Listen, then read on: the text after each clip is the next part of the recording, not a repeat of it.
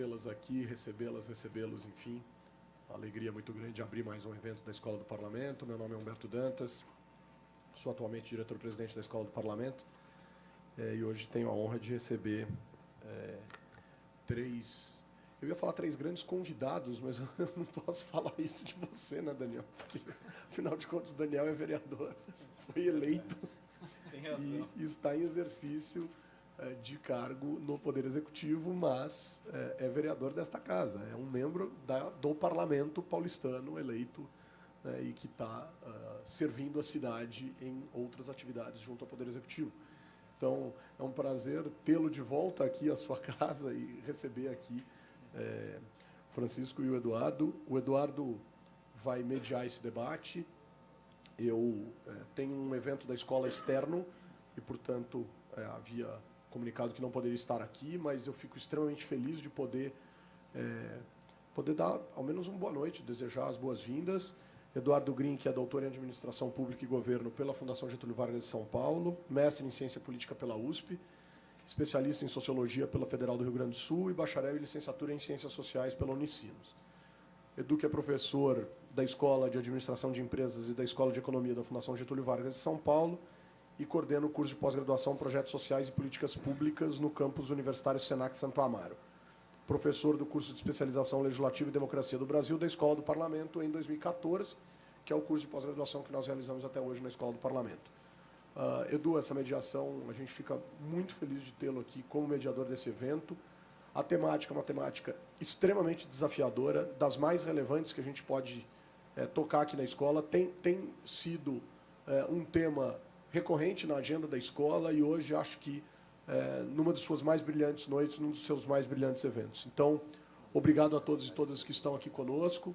Obrigado também aos amigos que estão nos acompanhando pela internet. Portanto, sempre importante destacar, quando a gente for se manifestar, fazer as perguntas, etc., no momento do debate, sempre pegar o microfone para que quem está nos assistindo possa ouvir e participar tanto das perguntas quanto, obviamente, das respostas, né? Desejar sucesso a todos e agradecer a todo o pessoal da estrutura da casa, tanto o pessoal que abre aqui com eventos tal, quanto o pessoal da escola que está aqui com a gente, em especial aqui a Bárbara, que é a nossa estagiária de Relações Públicas. Obrigado, Bárbara, por estar sempre com a gente nos eventos. Pessoal, sucesso, obrigado, boa noite. E desculpa ter que sair, e ainda mais com essa chuva, agora que eu começo a duvidar que eu vou conseguir chegar onde eu preciso chegar, mas chegaremos. Obrigado, Edu. Obrigadão, obrigado. Obrigado, Francisco. Muitas graças. Muito bem. Posso começar já, chefe?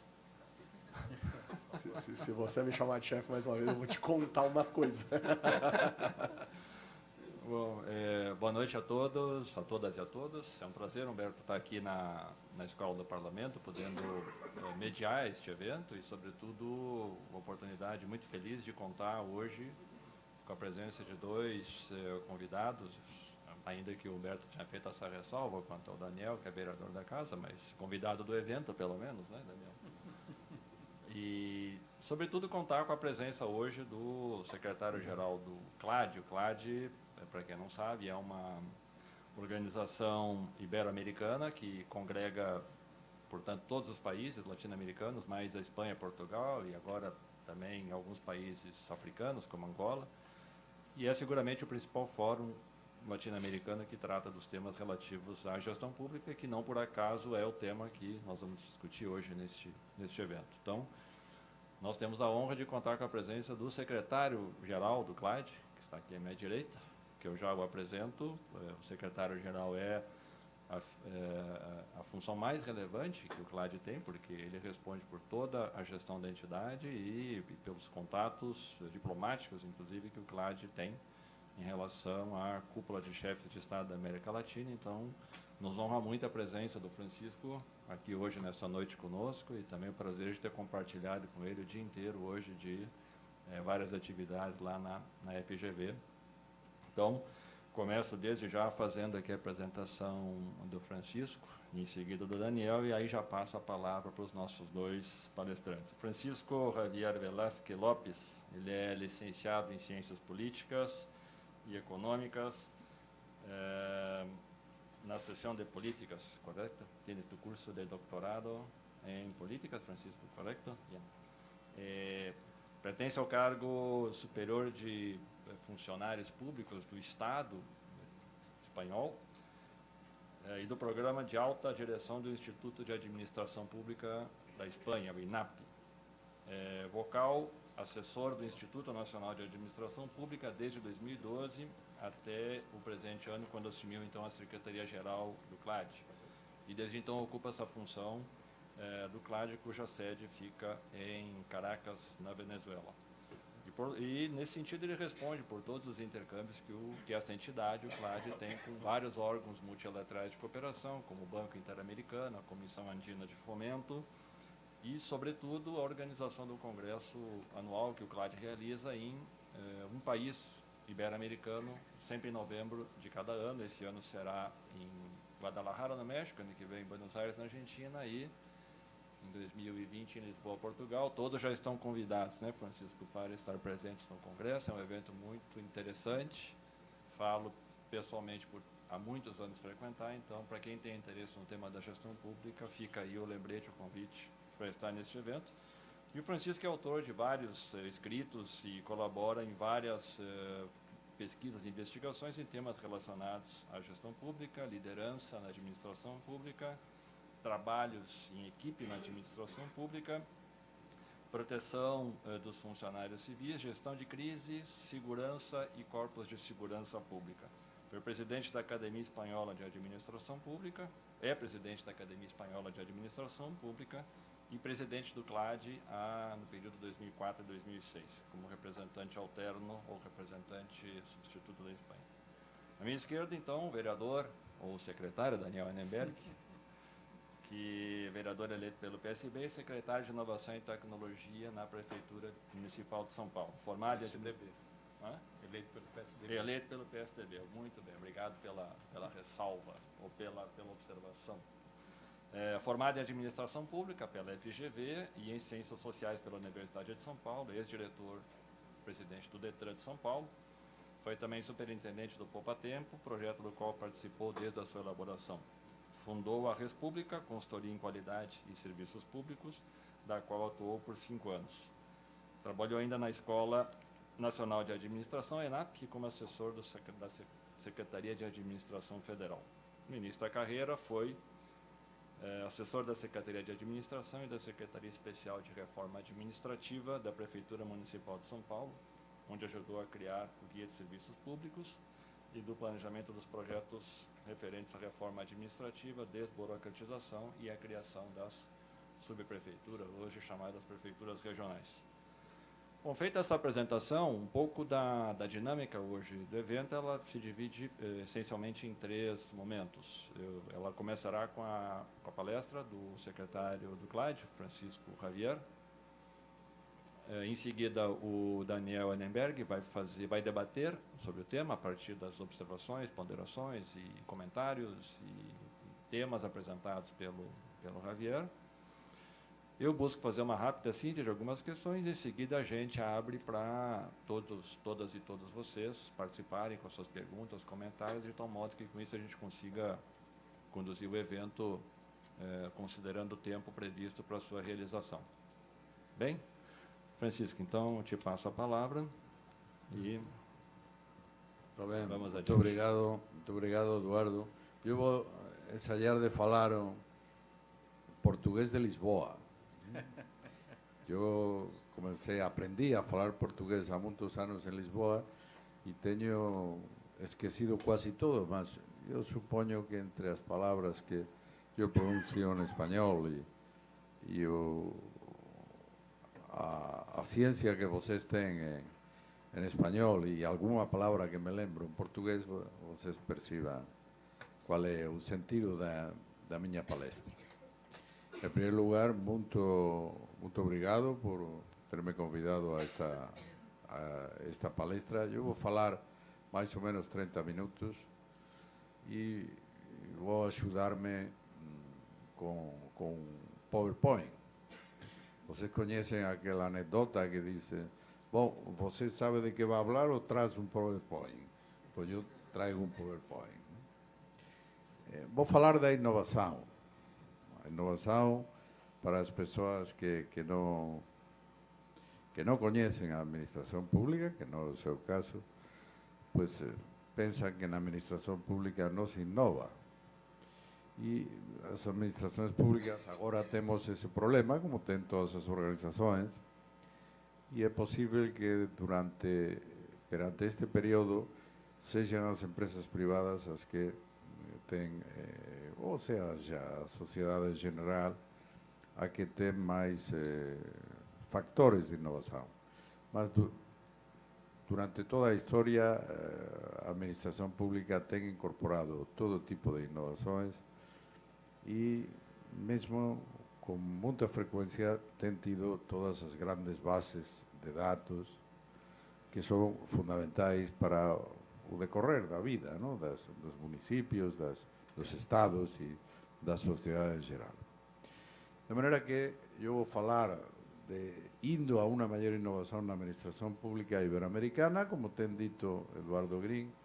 Nós falamos aqui de um bocadinho em geral de toda a administração pública do continente, de Brasil, de Argentina, de México, de Colômbia, mas também falamos de Espanha e de Portugal.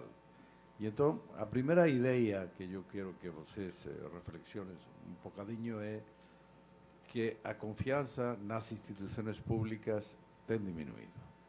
Tem diminuído de forma alarmante nos últimos tempos. E a pergunta e a reflexão é, mas só naquelas sociedades menos desenvolvidas? Não. Tem feito incluso nas sociedades mais desenvolvidas do mundo. Nos países da OCDE, mesmo nos países do norte da Europa, que são sempre o exemplo de uma boa administração, de uma boa sociedade, também tem diminuído a confiança da população nas instituições. E então, o dado que nós queremos pôr de manifesto é que, para combater esta desconfiança, temos, entre outras coisas, que inovar. Temos que fazer as coisas como as faz a sociedade neste momento. Há uma crise de confiança e essa crise de confiança se antepõe a que a cidadania está cada vez mais interconectada. Eu gosto sempre de perguntar: há alguma pessoa nesta reunião que não tenha um celular? Levante as mãos. Não, toda a gente tem um celular.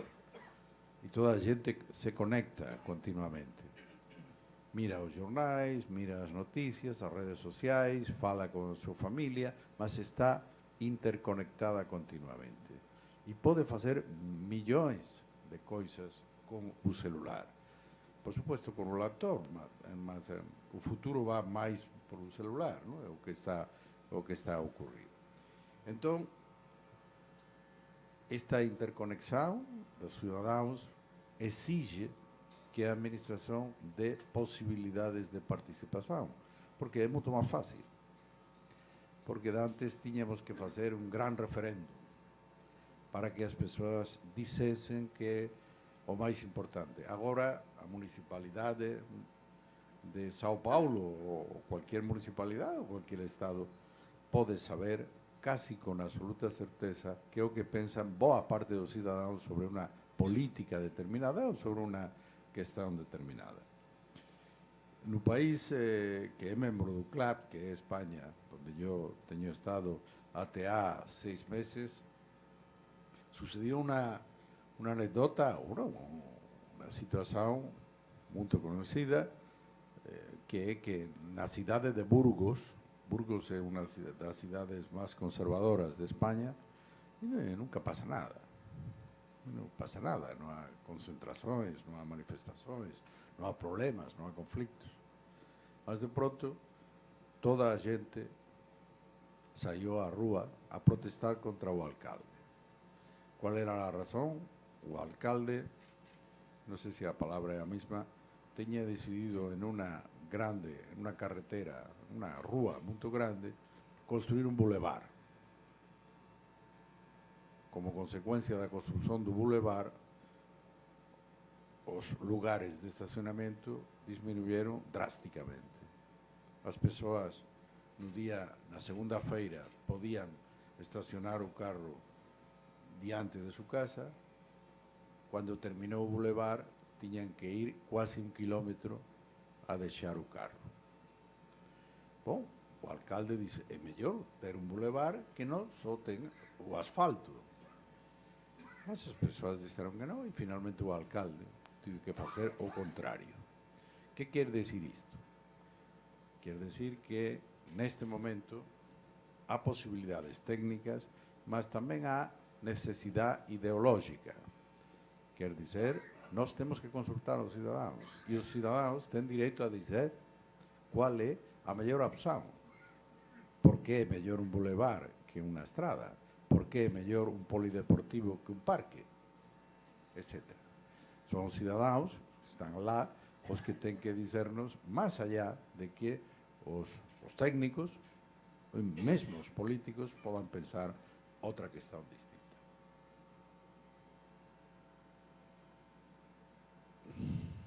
A sociedade desenvolvida ou non desenvolvida, a sociedade avanza, e o que acontece é que na administración pública temos que desenvolver tamén saberes, competencias e prácticas innovadoras. Que significa neste sentido prácticas innovadoras? As prácticas que non facíamos antes, as prácticas que ten a sociedade cada día, as innovações que a sociedade, cando vocês consultan os jornais, ven a televisão, cada día há unha noticia relevante que pode de manifesto que se ten inventado unha coisa.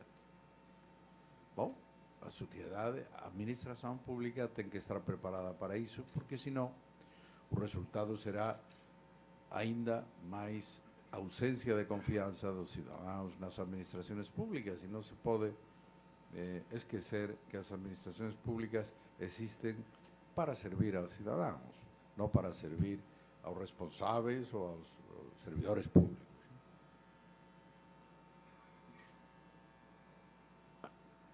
Temos que, en este sentido, como se diz habitualmente, mudar a administración. Mas o aspecto máis importante já non é o logro dos resultados, que é o que falábamos há uns anos. Agora o máis importante é precisamente o desenvolvimento da inovación. Porque as tendencias e as necesidades dos cidadãos son distintas. E cando vemos e estudamos cualquier innovación, vemos que os resultados son exponencialmente mellores.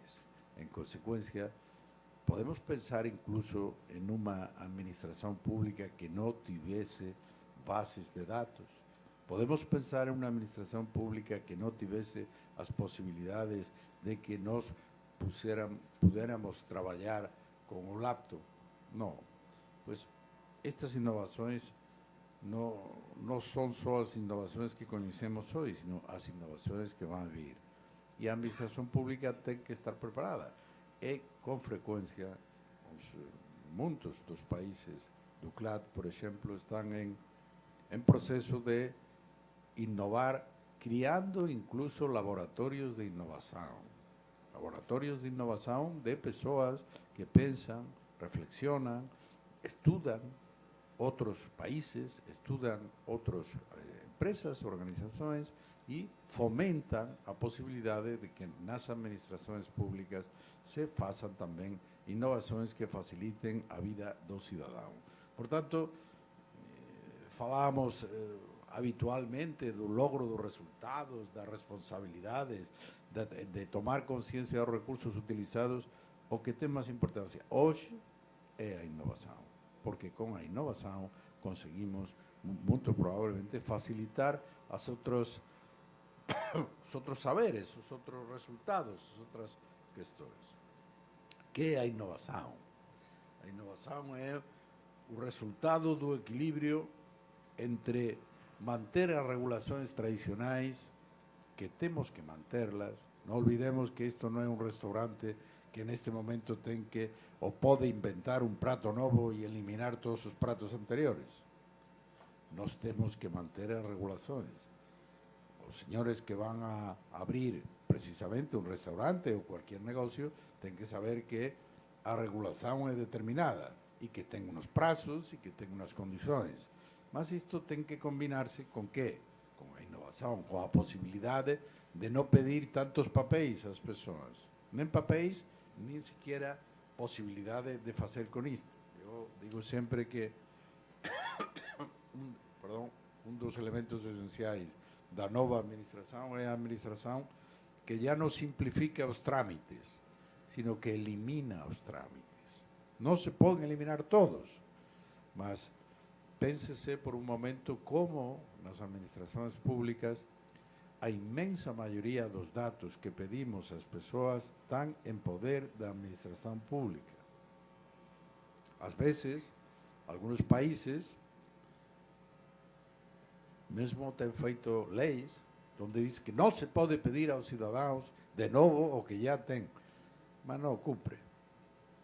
Essa é a verdade, não cumpre. Mas, como dirá depois o colega que está conosco, tecnologicamente isto está resolto, não tem nenhum problema. O que acontece é que a dispersão organizativa, a proliferação de órgãos e outro tipo de problemas impidem que os órgãos se relacionem entre eles. Mas então a pergunta é, e por que o cidadão tem que pagar isso? E por que não paga a administração pública? Porque quando a administração pública quer, por exemplo, em matéria tributária, normalmente tem todos os dados, tem mais do que nós. Então, se o tem para uma coisa, também podia tê-los para outras. A solução é inovar. E esta burocracia que nós somos, que nós temos, tem que adaptar-se às mudanças. Tem que fazer enfoques multissectoriais. Quando pedimos algo, não é, em um trâmite, não é para que agora, neste guichê, neste lugar, você tem que dar uma coisa, em outro lugar tem que dar outra coisa, em outro lugar tem que dar outra coisa, e por isso que tarda 3 meses. Mas por que não recolhem vocês todas as coisas no mesmo lugar? Isso é um enfoque multissectorial. Facilitar o destino final, o objetivo final. Qual é o objetivo final? Criar empresas, dar autorizações, dar cartões, o que seja. O que seja tem que ser tendo em conta os diversos organismos e, sobretudo, tendo em conta o que o cidadão quer. Portanto, coordenar o gerenciamento de diferentes áreas de política pública de distintos atores, como os cidadãos. A inovação não é só tecnológica. A inovação tem que ver com outras questões distintas, com um paradigma de trabalho diferente. E aqui metemos três dados. Primeiro, ser mais ágeis e flexíveis. Quer dizer, ver as coisas não só do ponto de vista do regulamento, da ordem, da portaria, sino ver as coisas do ponto de vista das necessidades do cidadão que está a solicitar, a pedir qualquer coisa. Segundo, incorporar novas ideias e metodologias. Isto é importante. E não só a visão jurídica, que é a visão tradicional de todas as administrações. Isto não se pode, isto é artículo 3º, aqui, bom, ou melhor, podemos cambiar a norma, ou melhor, podemos enfocar as coisas de outra maneira. Não só a contestação não é que a norma diz, essa não é a contestação é como posso melhorar as relações com os cidadãos, como posso fazer as coisas mais simples. Melhorar a coordenação entre os departamentos e organismos, de novo a mesma ideia. A maioria das vezes nós complicamos a gestão porque criamos muitos organismos. E às vezes os organismos são necessários, mas então o que o cidadão tem a obrigação e tem a possibilidade de pedir é que se faça uma coordenação entre eles. A inovação é a geração de capacidades no gerenciamento público e implica desenvolvimento de saberes, competências e práticas distintas. Isto é importante. Até agora nós estamos preparados para conhecer em profundidade as regras que com frequência têm que ser conhecidas, mas se se esquece, aí uma coisa que se chama Google, que vocês metem e diz qual é o último artigo relacionado com a questão que vocês se preocupa. Portanto, aquele homem que todas as organizações de todo o mundo era tão necessário, que era um homem que tinha um livro assim de gordo, de grosso, não? E todo cheio de papelinhos, não? Este artículo foi derogado e esta ordem, esta portaria, este decreto, isso já não é necessário. Não? Agora você tem esta contestação aqui, ou tem a contestação na base de dados específica que vocês podem ter no seu trabalho, não? Porque as bases de dados públicas são muito boas, porque não são tão boas são os resultados dessas bases de dados, não? E, portanto, são saberes e práticas distintas. O melhor, um saber importante é o saber pôr-se na posição do cidadão. Que é o que quer o cidadão? Qual é o seu problema? Quanto tempo tarda? E não só que eu tenho cumprido. Não, temos que ver as pessoas que estão ali. Quanto tempo tem que permanecer à espera para solucionar um problema? E se miramos e olhamos as coisas de outro ponto de vista, é possível que encontremos soluções. Bom, a velocidade de mudança. Bom, isto eu tenho medo de falar disto, porque a última vez que falei disto foi em Panamá.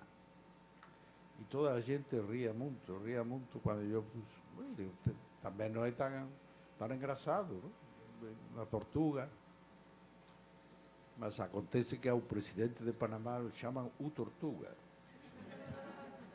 Então, bem, a ideia é a mudança. A mudança tarda tempo. Às vezes tarda tanto como a tortuga, mas esta tortuga está no Jardim do Clã, em Caracas. Mas as tortugas também se movem, Se movem. E chegam, Mesmo a uma que baixa uns escalones ali. Depois sube. Quer dizer que se podem fazer as coisas. Vão a tardar, porque também não se pode mudar as coisas imediatamente. Não, há que consultar a várias pessoas, há que fazer programas pilotos, há que fazer possibilidades, não? Mas se pode, porque a tortuga tarda tempo, mas se move. Não?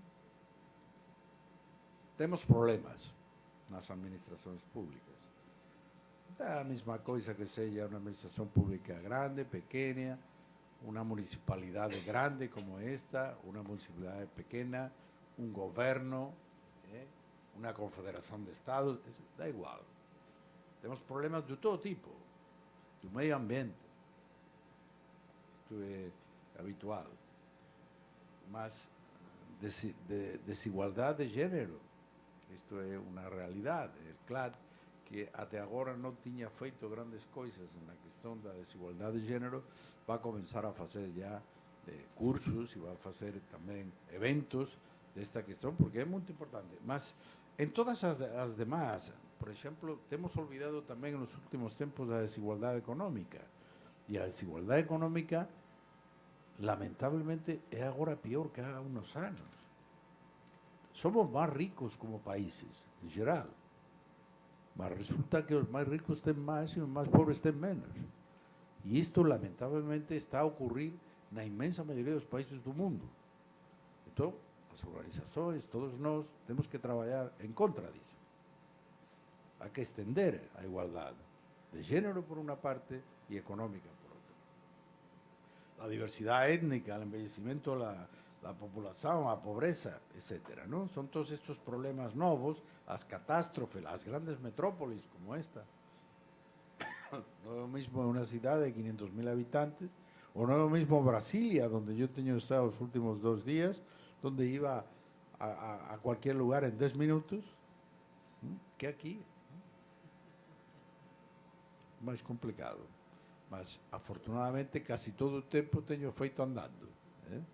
Não tenho que ir em carro. Bom, e o perfil dos directivos, dos dirigentes públicos. Como têm que ser os diretores, dizemos aqui, os dirigentes, não? Os dirigentes públicos. Já não têm que ser aqueles que tinham que cumprir a lei, que há que cumprir as leis, sino os que são responsáveis de encontrar os usos mais valiosos dos recursos que nós tivermos. Este é o problema. É decir, como posso usar os recursos que eu tenho? Não, como sempre não. Vamos a usar de uma forma muito mais inovadora, muito mais útil, muito mais cercana aos cidadãos. Este é o assunto. E o assunto é pensar isto em cada momento. Não só tenho cumprido a portaria, tenho cumprido a ordem do alcalde, Não.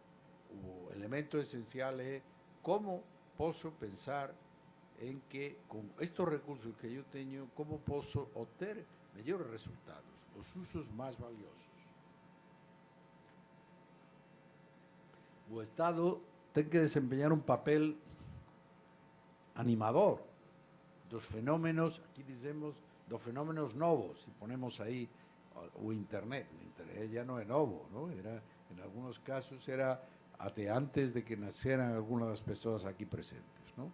Mas, em todo caso, a ideia é que o Estado e os servidores públicos têm que estar a pensar todo o tempo como a sociedade avança e que pide a sociedade. Da mesma forma que é óbvio que temos aqui a incorporação de material tecnológico, que para nós é uma coisa já habitual, no momento em que os responsáveis desta sala tiveram que convencer aos seus superiores de comprar estes aparelhos tan sofisticados, pues había dificultades. Y estos aparellos tan sofisticados cada día cambian, y cada día cambian las aplicaciones, y cada día todos nós podemos pensar de qué manera podemos hacer las cosas mejor. Pensar, isto é o que estamos a falar todo o tempo, non? O CLAD non ten grandes recetas, o que ten recetas é para obligar, de alguna maneira, ou aleccionar, ou señalar que as persoas ten que reflexionar para que intenten parar a todos aquellos señores que están a correr todo o tempo, porque van muito deprisa.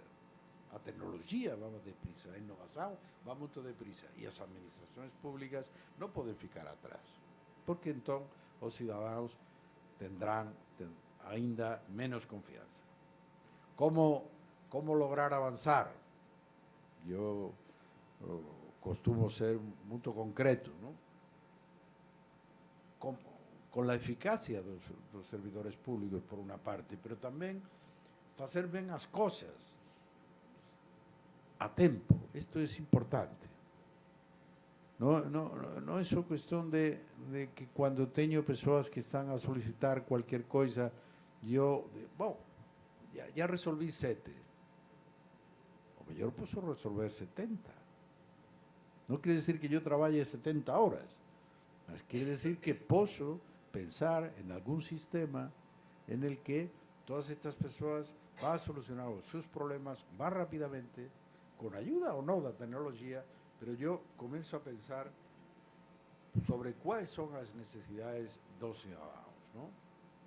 Y sobre todo, no eternizar a prestación dos servicios. Esto es importante, esto es ideología, y en esto están, yo acho que concordan todos los responsables de todos los países y de todos los organismos, ¿no? Vamos a hacer las cosas bien y vamos a hacer las cosas a tiempo y con una determinada velocidad. Vamos a hacerlas bien. Se trata de otorgar los beneficios a aquellas personas que no tienen derecho. Y lo que es más importante es apropiarse de inmediato da innovación. Y para eso es importante, por ejemplo, que hacemos un CLAD o que hacen las universidades, donde ponen de manifiesto también cuáles son las mejores prácticas de unos países respecto a otros. Entonces, si en Costa Rica o en Argentina o en Brasil están a hacer las cosas de una determinada manera y eso funciona muy bien, vamos a copiar. Incluso se utiliza una palabra inglesa que se llama benchmarking. Benchmarking es copiar. es imitar. Y eso está bien. Mas toda a vida o temos visto, ¿no? Incluso na moda, ¿no? Cuando vemos que os demás van vestidos de una determinada manera, pues até é posible que nós façamos a mesma coisa. E então, aquí poño de manifesto varias posibilidades de o que chamamos criación de valor público.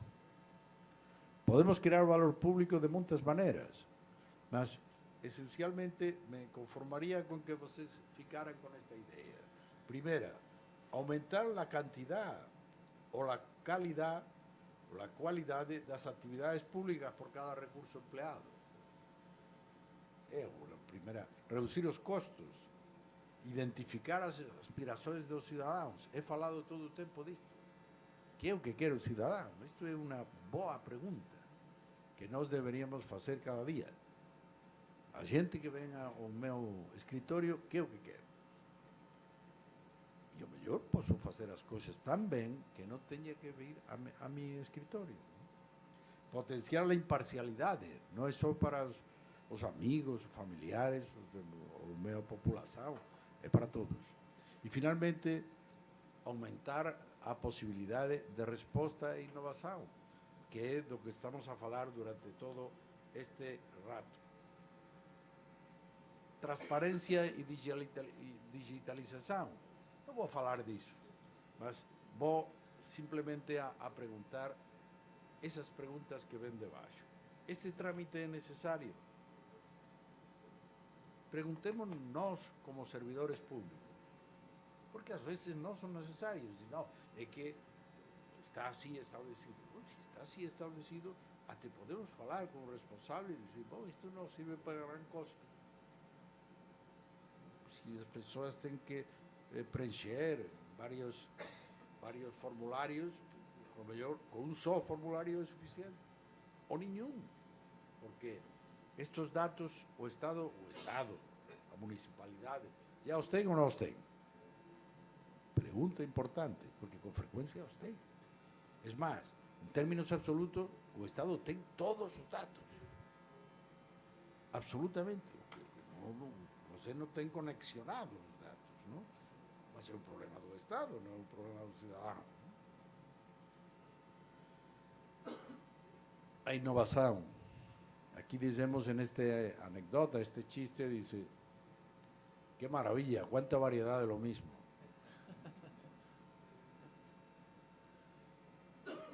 Temos que fazer outras coisas, não? A inovação significa isso. Significa também diversidade. Significa fazer as coisas de maneira distinta. Às vezes, há uma frase em Espanha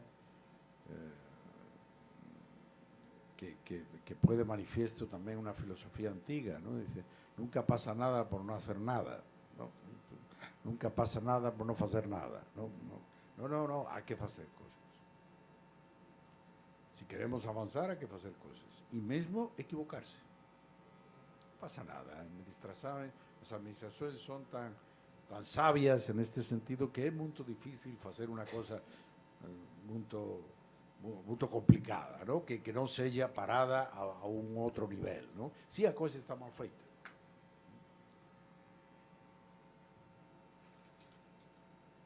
Aqui, um filósofo espanhol, Minerati, vem a señalar que o que é mais importante é não ter sempre o mesmo pensamento e não pensar todos igual, sino em um grupo humano.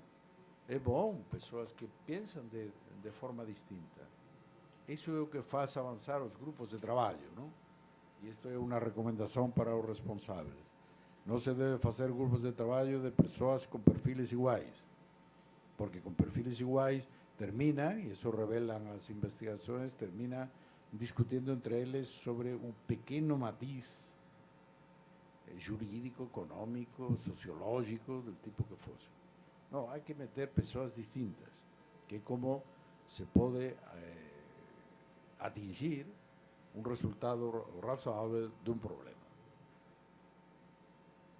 E para isso temos que formar também, por exemplo, os funcionários para chegar à inovação, formá-los em outras coisas, o que se chama competências, em habilidades blandas, também falam alguns, não?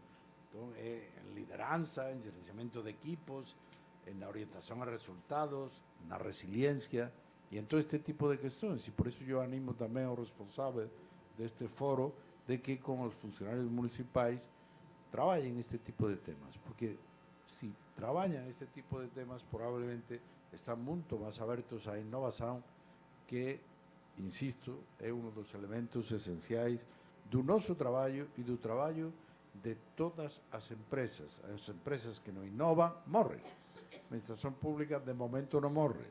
Mas, em todo caso, se não é útil, é possível que os organismos, as unidades, os serviços, possam mesmo morrer. E para isso hay que utilizar a criatividade, não? E não limitar a criatividade dos servidores públicos. Alentar a criatividade. Dizer às pessoas que, bom, você, como vê você que podíamos arranjar isto? De outra maneira distinta. Temos aqui 400 pessoas todas as manhãs.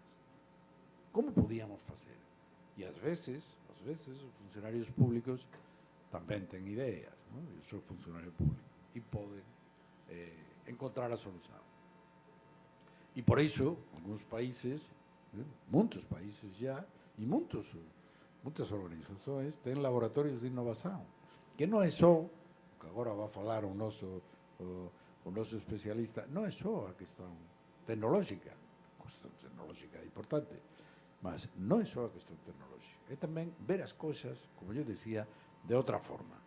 E isto é o que eu queria señalar-lhes a vocês, que ver as coisas de outra forma pode conseguir lograr que as administrações públicas avancem muito mais rapidamente e, portanto, que a sociedade seja mais feliz e os cidadãos recuperem a confiança nas instituições públicas. Muito obrigado.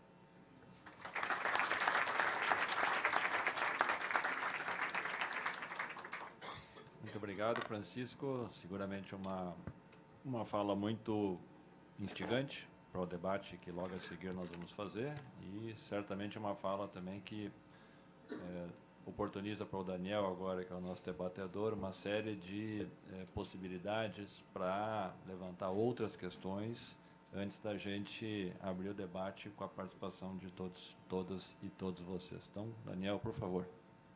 Bom, boa noite a todos e a todas. Eduardo, obrigado aí por estar intermediando o debate. Francisco, fantástica exposição, parabéns. Gosto muito do CLAD, né? Já fui em alguns eventos, em vários lugares, e acho que vocês têm uma percepção muito importante do que acontece aí no mundo a respeito da área pública. E Humberto, da Escola do Parlamento, e boa noite a todos e a todas. É um grande prazer estar aqui, porque, antes de mais nada, eu sou administrador público, cientista social também, e gosto muito de debater esses temas ao longo dos 25 anos que eu trabalho na área pública, como o Francisco falou, e tenho muito orgulho disso. Eu, primeiro, fico muito feliz, porque na semana passada eu estava num debate em Minas Gerais, em Belo Horizonte, e eu percebi, estava o prefeito de Vitória, estavam os secretários de Minas, de Campinas, de vários lugares do Brasil, e também com o que o Francisco falou, a gente percebe que os problemas, os desafios, as soluções são muito parecidos, né? Principalmente nas bandas de cá, nos países latinos e no Brasil, principalmente. A gente começou a expor muita coisa que estava sendo feita em várias cidades do Brasil, e percebemos, não, estamos fazendo coisas muito iguais. Aliás, uma das coisas que eu propus lá, e que já tinha proposto para o governo federal, como a Espanha faz, são redes de cidades inteligentes, não só de cidades inteligentes, fazer um trabalho para otimizar recursos. Eu acho que a gente gasta muito esforço, muitas vezes, desenvolvendo sistemas, desenvolvendo processos que o vizinho aqui, em Guarulhos, Campinas, Rio de Janeiro, e aí por aí afora já está fazendo, que é o que o Francisco falou, é o benchmarking que muitas vezes a gente não olha e começa tudo de novo. sendo que tem muita coisa já pronta. Então, isso é o primeiro ponto que eu queria abordar. Dizer que eu vou ser bem breve, eu só queria reforçar alguns pontos que o Francisco falou e, por outro lado, trazer mais um ou outro item para o debate. Um item que eu sempre coloco muito, como sendo um item muito importante de sempre que eu faço alguma exposição, é a ideia do governo único para um cidadão único. Né? Eu acho que a gente tem uma tremenda dificuldade, principalmente no Brasil, de enxergar, primeiro, quais são as necessidades do cidadão. O Francisco nisso colocou brilhantemente. Da visão do cidadão. A gente muitas vezes olha muito para o nosso umbigo e para os nossos procedimentos do dia a dia. E mais que isso, eu acho que a gente tem uma tremenda dificuldade de parar de pensar o cidadão de forma setorial e ver esse cidadão de uma forma mais completa. O mesmo cidadão que usa o posto de saúde é o cidadão que pega o ônibus, é o cidadão que tem que fazer a declaração muitas vezes de imposto de renda e assim por diante. E a gente trata, não só em São Paulo, mas em vários lugares, esse cidadão de forma desconectada. A gente vê ele agora como cidadão paciente, agora como cidadão usuário do transporte público e assim por diante. E essa ideia de um cidadão único e que o governo precisa ver ele de uma forma mais completa, eu acho que ela cabe muito bem aqui, porque a gente começa a repensar como é que a gente atende esse cidadão. E é isso que o Francisco colocou e que eu queria reforçar, e que nós começamos a fazer um pouquinho lá no Poupa Tempo, quando a gente criou aqui o Poupa Tempo, ou a Loja do Cidadão em Portugal, Ventanilha Única, vários lugares, que é tentar entender esse cidadão para que ele não precise passar por todas essas portinhas, né, que o Francisco falou, e entregar todos os documentos de novo, né, e de novo dizer, eu moro no lugar tal, meu pai, minha mãe é isso, eu faço isso 10 mil vezes, sendo que o governo já tem as informações e, mais que isso, a gente consegue, com isso, realmente desburocratizar, agilizar o atendimento e, com as ferramentas hoje eletrônicas, muito mais. Então, a ideia de um governo único para um cidadão único. A ideia também, cada vez que eu acho mais importante dos governos, ser um governo proativo. Um governo que não só espere as demandas do cidadão, mas se antecipe. E não se antecipe só com o caráter fiscalizatório ou com o caráter econômico. Né? Não, você não pagou a multa, você não pagou tal, vou te multar. Não.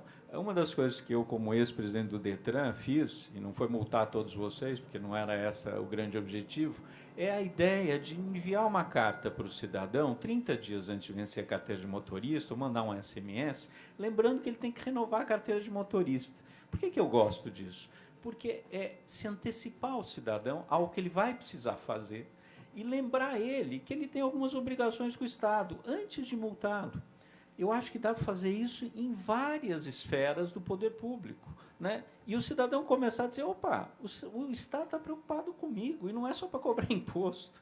Então, essa é uma preocupação de um governo proativo que se antecipa ao cidadão, que auxilia o cidadão a resolver as suas pendências, os seus problemas, as suas obrigações com o governo. Então, acho que isso é um ponto que eu reputo seria muito importante também a gente abordar. Um outro ponto, que aí eu acho que é uma característica muito forte nossa aqui no Brasil, a gente é extremamente burocrático. A gente lá veio de Portugal, acho que já tem o programa Simplex, que é fantástico, se modernizou, e a gente continua, como o Francisco falou, exigindo documentos, exigindo carimbos, exigindo um monte de coisa que não precisa mais, no meu modo de entender, e que a gente precisa achar formas de reduzir essa burocracia. Por exemplo, na Prefeitura de São Paulo, vou dar um exemplo, até ano passado, para você abrir uma empresa, levava mais 100 dias. Tinha que ir lá na Receita Federal, na Junta Comercial, na Prefeitura. O que a gente fez? A gente trabalhou para que isso tudo seja eletrônico, e para isso servem as tecnologias, e fazer de um jeito que seja autodeclaratório. Ou seja, isso, para mim, que muda muito a concepção da relação do cidadão com o poder público. Né? Em vez de a gente desconfiar do cidadão, a gente acredita nele até a prova em contrário. E, infelizmente, eu acho que talvez não só no Brasil, países latinos, a gente tem essa tendência a desconfiar do cidadão. Opa, ele vai me enganar, ele vai fazer alguma coisa errada. Então, deixa eu ir lá e colocar, ele tem que apresentar o comprovante disso, ou isso, é um inferno. Para quê? Para pegar meia dúzia de pessoas que já iam fazer coisa errada e que acham um jeito de fazer a coisa errada. Em vez de acreditar na grande maioria das pessoas que dizem, eu moro no lugar tal, eu não tenho aqui o meu comprovante de endereço, mas, sob as penas da lei, eu estou aqui afirmando isso. Por que não acreditar no cidadão e tem leis para isso? Então, esse é um outro ponto que eu acho que é muito importante, que é como reduzir a nossa burocracia. E as tecnologias ajudam nisso. Aliás, desburocratizar serviços eletrônicos são tudo que as pessoas que querem fazer coisas erradas não querem que aconteça, tá certo? Quanto mais burocracia, quanto menos serviços eletrônicos, melhor é para quem quer utilizar o serviço público de uma forma não correta, né, para dizer o mínimo. Outro ponto importante, integração de forma transversal dos órgãos, né? A gente estava discutindo esses dias que a Secretaria de Educação Municipal, a Secretaria da Saúde Municipal, a Secretaria de Assistência Social, Direitos Humanos, trabalham com a primeira infância, cada um com seus programas setoriais, e um não conversa com o outro. Olha o que a gente gasta de recursos que algumas vezes podiam ser otimizados e trabalhados de forma melhor se a gente conseguir ver de forma transversal a preocupação com a primeira infância. Estou dando só um exemplo, podia ser outros exemplos, pode ser a terceira idade, assim por diante. E eu brinco, a gente tem a Prefeitura Municipal da Saúde, a Prefeitura Municipal da Educação, e assim por diante. E isso é um trabalho que é fundamental a gente saber como romper, né, essa setorialização. Outro ponto, então, para a gente discutir. Um ponto que o Francisco não pôs, mas que eu acho que era importante discutir, é, nas grandes cidades, como é o caso da cidade de São Paulo, e é isso que lá atrás eu comecei a minha vida na Prefeitura de São Paulo, discutindo descentralização. Barcelona, Paris, e várias outras cidades do mundo, grandes cidades, se você não colocar o serviço, e hoje com o celular, o Francisco falou bem, com a internet, com os apps, é muito mais fácil chegar no cidadão, mas tem muita coisa que é presencial ainda, né? E a gente vai trabalhar com isso por um longo tempo. Por que não descentralizar serviço, colocar mais perto de onde o cidadão mora? Isso ajuda o trânsito, isso ajuda um monte de coisa. Então, isso da questão da descentralização do serviço, eu acho que é um ponto fundamental para a gente discutir. Outro ponto, e aí entrando um pouco, eu, apesar de ser um secretário de Inovação e Tecnologia, eu acho que tecnologia é meio para a gente atender bem o cidadão. E o Francisco tem toda a razão. Não dá para a gente usar as novas tecnologias por usar as novas tecnologias. Elas têm que servir para a gente atender as pessoas. Se elas não servirem para isso, muitas vezes a gente está criando e-burocracia. É pior. A gente pega aquele processo que é manual, joga tudo na internet e diz, opa, estou aqui digitalizado. Não tá, você pode estar digitalizado, mas você não resolveu o problema. Então, isso é outro ponto importante. E deixar claro que a gente precisa trabalhar com a questão de inovação aberta, uma colaboração sociedade com os dados abertos. O exemplo que, aliás, a gestão passada fez com o Mobilab e a gente continuou. O Mobilab é um dos laboratórios, mobilidade, em que a gente abre dados da prefeitura, e esse é um dos maiores ativos do poder público, e chama startups, chama a sociedade civil para ajudar a achar soluções. Então, por exemplo, cadê o ônibus? Você, abrindo dados da SP Trans, você consegue que tem uma startup que desenvolve lá um aplicativo que diz o ônibus vai demorar tanto tempo para chegar no ponto. Isso é interessantíssimo, isso gera negócio, mas mais que gerar negócio, isso acha soluções para a sociedade. Você envolve a sociedade em achar soluções que nem sempre as grandes empresas, né, nem sempre o poder público consegue com a rapidez que seria necessário. Então, isso eu acho que é outro ponto importantíssimo. Já estou terminando, que eu acho que precisa só mais de 1 ou 2 pontos para a gente poder debater um pouquinho mais. E eu acho que também, aí um ponto importante, é a questão do desafio dos órgãos de controle entenderem o que é inovar e não penalizar o que sai estritamente do normal, do tradicional. A gente está vendo, infelizmente, no Brasil, uma judicialização do que a gente faz no dia a dia. Então, o servidor público diz, eu tenho Ministério Público, tenho Tribunal de Contas, eu tenho auditoria, eu tenho isso, eu vou ficar parado que nem o Francisco, eu não vou fazer nada. Né? Ou a gente repensa isso, ou então a gente vai ter muitas dificuldades de inovar no Brasil. E aí precisa ser discutido desde a lei de licitações, lá 8666, e vários outros pontos, porque, senão, a gente fica realmente estátua. É aquela coisa, não consigo sair do lugar. Se eu quero inovar, eu vou ter problemas. Né? Eu posso ser processado, etc. Então, deixa eu fazer o feijão com arroz. Isso não ajuda na inovação. Então, esse é um ponto fundamental. E aí, para terminar, de fato, eu acho que um dos grandes desafios nossos é como fazer mudanças comportamentais e culturais, tanto dentro da área pública quanto fora, no relacionamento. É aquilo que eu estava conversando e dizendo antes, a gente precisa acreditar mais no cidadão. E o servidor público tem que ter como grande objetivo como resolver o problema. A gente montou agora, Francisco, uma continuidade aí do Poupatempo, mas municipal, chama Descomplica. E o que eu acho que é muito interessante Descomplica?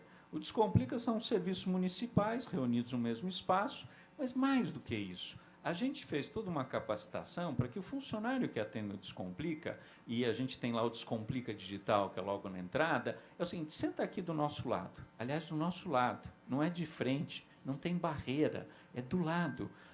Qual o seu problema? Eu quero tirar um RG. Não faz aqui, mas senta do meu lado que eu vou te ajudar como resolver o problema. Ou seja, é começar a achar soluções, não só dizer, não é comigo, procura outro, vai lá naquele outro lugar. Isso que eu acho que é muito legal. As pessoas que procuram o poder público, a gente ter gente para dizer o seguinte, não, estou aqui para resolver teu problema. E se eu não conseguir resolver, eu vou te ajudar como resolver esse problema. Isso é mudança comportamental, cultural. É isso que a gente precisa ter cada vez mais na área pública, no meu modo de entender. E fazer com que, mesmo com a falta de recursos, e a gente aqui no Brasil vive um momento muito difícil de falta de recursos, do poder público, principalmente, como é que a gente faz parcerias com a sociedade civil, com as empresas, startups, com as universidades? Eu não tenho aqui resposta para tudo, mas eu acho que se a gente não trabalhar essas parcerias, a gente não consegue ir adiante. O poder público está cada vez mais... Eu acabei de voltar da Suécia, Estocolmo, e a gente viu lá, por exemplo, o Stocab, que é uma empresa pública que cabeou toda a cidade. Eu falei, vocês não fazem isso na cidade de São Paulo? Imagina, vou criar uma empresa pública na cidade de São Paulo para cabear, vamos me trucidar nesse momento em que o poder público está sendo super mal considerado. O que a gente pode fazer? Parcerias, vamos pensar em parcerias. Eu acho que tem muitas possibilidades, seja via PPPs, concessões, etc., para a gente fazer parcerias. E aí, só para terminar, eu gosto sempre de citar um pouco, eu tenho aí uma ascendência judaica, né? E não que eu acho que Israel tem um monte de problemas, mas tem umas coisas interessantes na questão de inovação, que é o exemplo de tentar, errar, tentar de novo, repetir. Isso se faz muito lá. E aqui não, aqui a gente tenta uma vez, deu errar, o cara é um loser, perdeu, não consegue. Eu acho que, para inovar, a gente precisa ter essa possibilidade. Quando você faz uma vez, não dá certo, você tenta a segunda, a chance de dar certo é muito grande. Só que tem que ter abertura para isso na área pública. Por isso que os meios de controle, os jurídicos precisam estar abertos para isso. Então, assim, muito rapidamente, alguns pontos que eu acho que são importantes, eu acho que tem tudo a ver com o que o Francisco falou, e aí de exemplos práticos do que a gente está vivendo no dia a dia da administração pública municipal. Obrigado.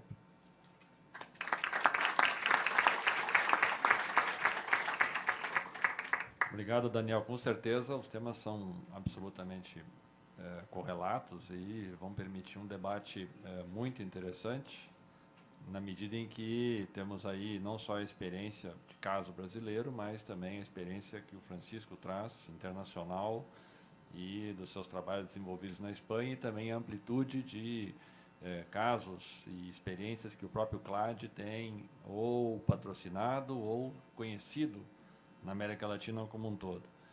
Antes de passar para as perguntas, comentários, eu muito rapidamente vou aqui, modestamente, depois dessas duas brilhantes exposições, colocar 3 pontos absolutamente rápidos obviamente tentando contribuir aqui para a discussão, que a gente logo começa.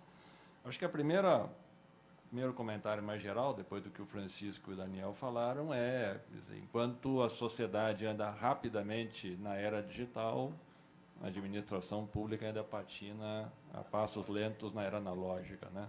Essa dissociação, ela para qualquer fim que a gente queira discutir, inaceitável, porque ou seja, dissociação entre Estado e sociedade, para qualquer ponto que a gente queira discutir, ela contraria, inclusive, as teorias da democracia, né? Para não ir muito longe nisso. Mas acho que o tema da inovação, ele requer também a gente pensar como a gente inova não só o papel, mas o perfil das lideranças políticas e gerenciais na administração pública. Porque isso requer um processo continuado. Porque ele tem não só muitas idas e vindas, como o Daniel falava, portanto, ele tem muitas necessidades de justificar para a sociedade o que deu certo e o que deu errado, que isso envolve recurso público, isso envolve tempo do cidadão, etc. Então, lideranças políticas e gerenciais são fundamentais, eu acredito, nesse aspecto. O outro inovação é um processo continuado de aprendizagem. A gente não inova hoje para amanhã, o que significa, por sua vez, pensar não só numa mudança cultural da administração pública como um todo, mas também que perfil de servidor público se imagina que possa incorporar isso como uma prática cotidiana do seu trabalho e institucionalizada em toda a administração pública, o que é extremamente desafiador, a meu juízo. Um outro elemento muito importante é como a gente garante, não só do ponto de vista político, gerencial e mesmo legal, que os funcionários públicos, que o servidor público tenha discricionariedade para inovar. Ou seja, que ele tenha autonomia garantida para inovar. Num ambiente como esse que o Daniel lembrava, onde o caráter meio persecutório, a judicialização, enfim, o receio todo que o servidor público tem hoje, torna isso bastante difícil. Mas sem alguma discricionariedade para inovar, inovação não cai do céu, né? Inovação ela acontece exatamente quando a gente sente que tem um ambiente propício para isso. E, por fim, acho que uma pergunta que fica aí, sobretudo para os nossos dois brilhantes palestrantes, diante desse conjunto de sugestões e dos desafios colocados para o tema da inovação, bom, por onde começamos, né? Porque aqui tem um começo, né? Então, deixo aqui essas breves reflexões e, de imediato, já abro aí para os comentários e perguntas de todas e todos e reforço o que o Humberto disse antes, que é a utilização do microfone, porque há um público externo que também está acompanhando. Então, por favor, agora a palavra está aberta a todas e a todos.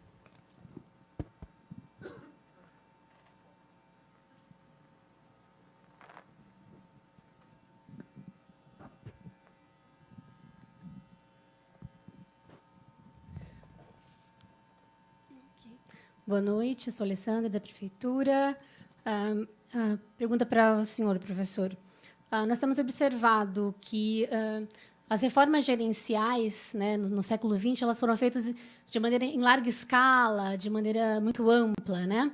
E, atualmente, como você mesmo mencionou, os passos para a inovação se dá através também de laboratórios dentro das estruturas, né, das organizações. E esse espaço ele é de aprendizagem, ele é de experimentalismo, né? E apesar dos laboratórios de inovação, claro, buscarem a máxima que, se vamos errar ou se vamos ter que mudar de rota, que façamos isso de maneira rápida e muito barata, inclusive, né? Nós estamos sujeitos, claro, pela natureza dos laboratórios, a precisar mudar de rota e, às vezes, errar, né? No seu ponto de vista, como que o gestor público pode conjugar a questão de ter que alterar a rota, né, com a questão da accountability junto à população, que não está acostumada a ver isso, né, e também em relação aos órgãos de regulação, né, que, como o Daniel comentou, são refratários ainda a atitudes inovadoras. Qual é o seu conselho para nós, gestores?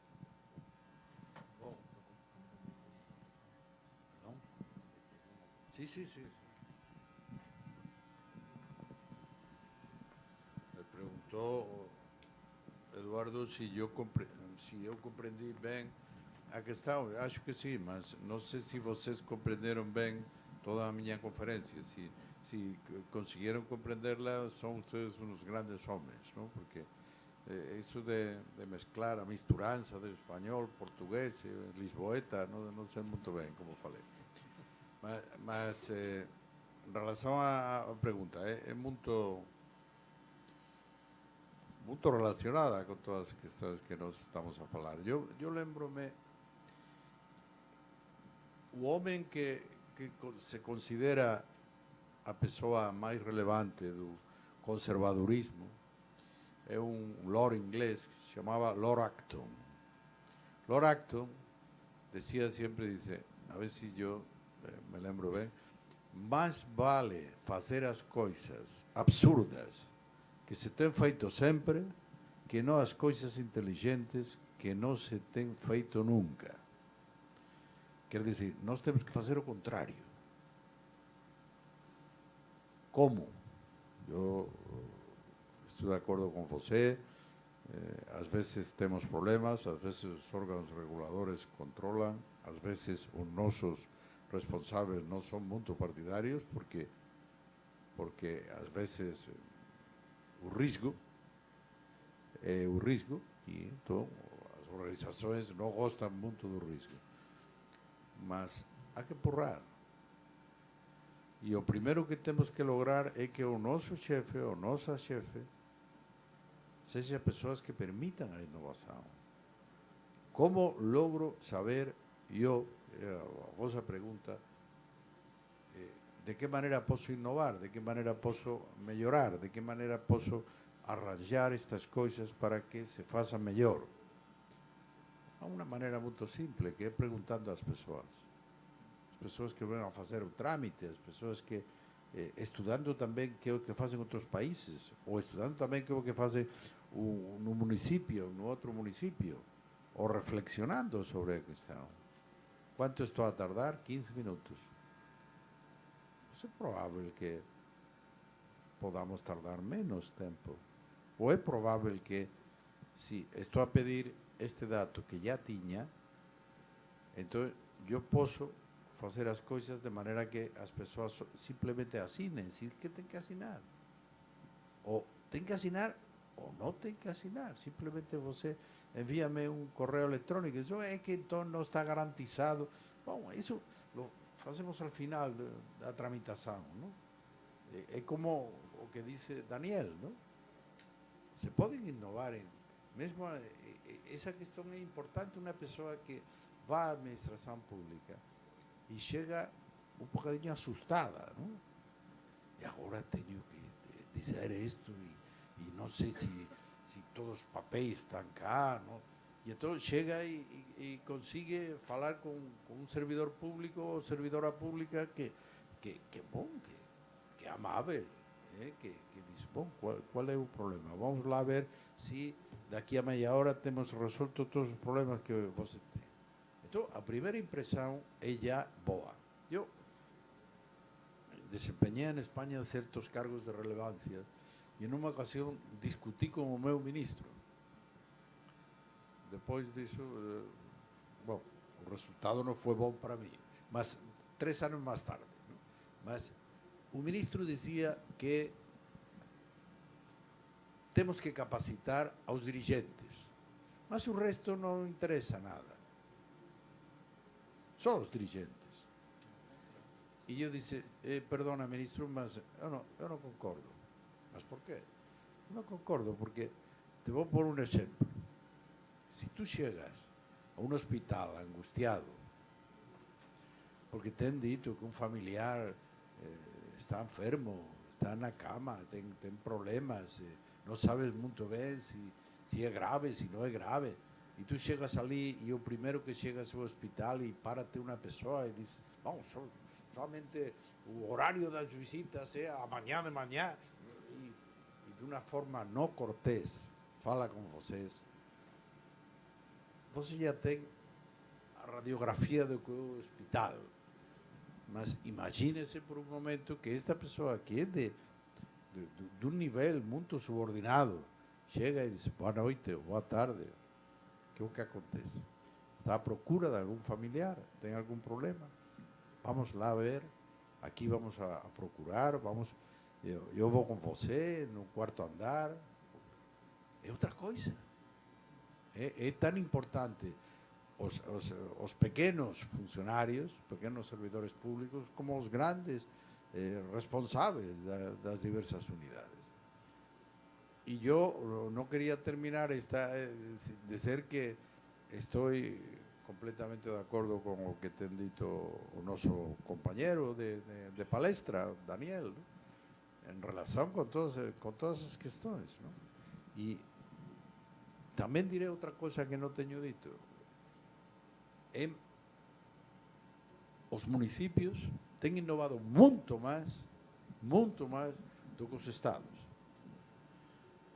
E quando somos capazes de reflexionar sobre por que isto é assim, é também, não porque os trâmites sejam mais fáceis, não porque os trâmites... Não, é porque está muito mais perto dos cidadãos. E os cidadãos protestam, os cidadãos exigem, os cidadãos propõem, os cidadãos dizem, os cidadãos platicam, falam. E o bom alcalde, um bom vereador, não é? É o que fala com a gente. E o bom servidor público é também o que fala com a gente. Só fazer um comentário rápido.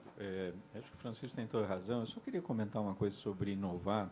Talvez o Francisco não concorde, mas aqui no Brasil, e eu sinto que muito em São Paulo, que é onde eu vivo e enfim, tenho trabalhado na área pública, muitas vezes inovar é fazer o simples, é fazer o básico. Vou dar um exemplo. Eu acho que aqui no Brasil, inovar muitas vezes é tratar todo mundo igual. É uma dificuldade e tremenda. As pessoas se acham ou acima da lei, ou se acham que tem mais direito que outros, que por ser vereador, acha que pode furar fila e assim por diante. Ou seja, se a gente conseguisse tratar todo mundo igual, com um bom atendimento, isso no Brasil é uma inovação tremenda. É tremenda. Porque aqui sempre tem um jeitinho, sempre tem alguém que vai procurar de outras formas. Se todo mundo protestasse, né, por que as coisas são de determinadas formas, a gente poderia avançar muito mais se cada um só pensasse nos seus próprios interesses. E muitas vezes é isso. Inovar muitas vezes é fazer o simples, é fazer a linha reta e não ficar tentando achar mil coisas. Olha que eu sou secretário de Inovação e Tecnologia. Eu falo, gente, vamos simplificar. Isso é inovar aqui, muitas vezes.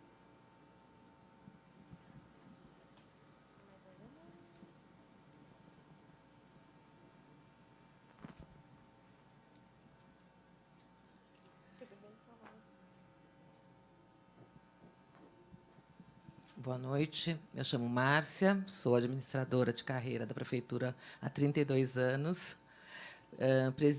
Sou presidente da Associação dos Administradores do Município, e a gente fala de inovação há muito tempo. Pelo menos eu penso em inovação, respiro inovação, desde que me prestei um concurso público e entendi que o melhor serviço que a gente podia fazer como administrador era entregar o melhor resultado para a população. E uma das coisas, assim, trabalhei nas subprefeituras, a implantação, não implantação, discutimos poder local, e uma das questões que sempre colocadas é que sem orçamento não existe poder local, né? Sem a gente pensar em políticas públicas de forma transversal, não existe poder local.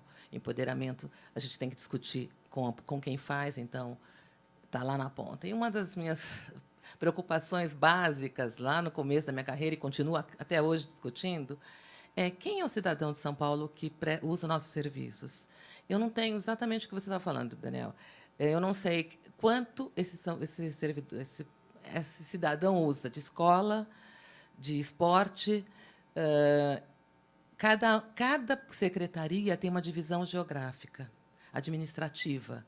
Portanto, eu não consigo pensar em políticas transversais se a SEAB tem uma divisão, se a subprefeitura tem uma divisão, se a saúde tem uma divisão, se a educação tem uma divisão, o esporte tem outra divisão. Então, acho que está colocado um desafio bem básico, não é nem tão grande assim. é entender esse cidadão com um número SUS unificado, seja ele qual for o número cidadão paulistano, seja o número que for, para a gente discutir isso. Eu acho que isso eu coloco um grande desafio para a administração pública e, olha, há 32 anos eu penso nisso. Estou aqui de novo, sentada, sempre tentando escutar e tentando compartilhar. E eu acho legal saber que a gente está falando a mesma coisa. E a Associação dos Administradores, a gente discute isso há muito tempo. Então, está aí colocado, acho que um desafio na cidade de São Paulo é entender quem é o nosso e quais são os serviços que a gente presta por cidadão.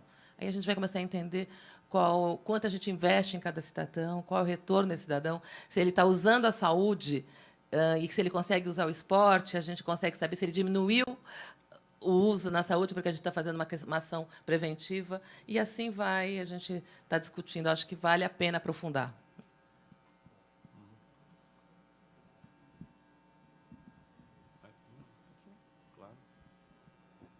Bom, boa noite. A palestra está sendo ótima. Eu sou funcionária pública da prefeitura. E, pegando o gancho da minha colega, eu sinto na prefeitura uma grande dificuldade, nível macro e nível micro. Macro, as secretarias não conversam entre si. Um exemplo, a habitação vive numa perspectiva só dela. Educação também. As secretarias não conversam entre si em relação ao atendimento ao cidadão. E micro, no sentido do servidor.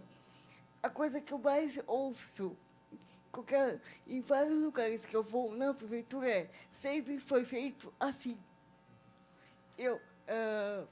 Mesmo que você veja que o seu atendimento, o seu trabalho pode ser feito de uma forma mais objetiva, facilitada e eficiente e eficaz,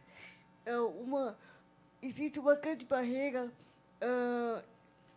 emocional ou social do servidor, pelo menos dos servidores mais antigos de carreira, de testar, de estar aberto para mudanças no dia a dia do seu trabalho. Não é nem questão do resultado lá na frente, é o processo. Muitas vezes eu sinto que as pessoas são presas aos processos e não ao objetivo final. Obrigada.